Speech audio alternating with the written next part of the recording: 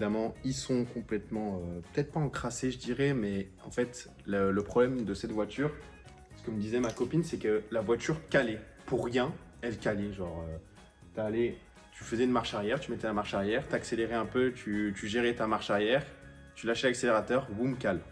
Donc en fait, ça c'est un problème de boîtier papillon encrassé, parce que le boîtier papillon, il doit toujours laisser un petit jour. Et si ce jour est bouché, ben, ça étouffe le moteur et ça cale. Ce qui s'est passé, on le sait très bien, c'est que cette voiture avait un boîtier éthanol et les gens qui avaient la voiture ne roulaient pas l'éthanol et mettaient du coup du samplon 95 ou 98, je ne sais pas.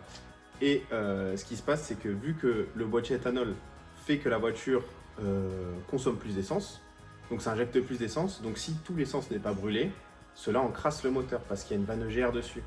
Donc s'il y a la vanne EGR et que tu as une surconsommation d'essence, tu encrasses ton moteur. C'est ce qui s'est passé. Donc si vous avez un boîtier éthanol, roulez 100% éthanol.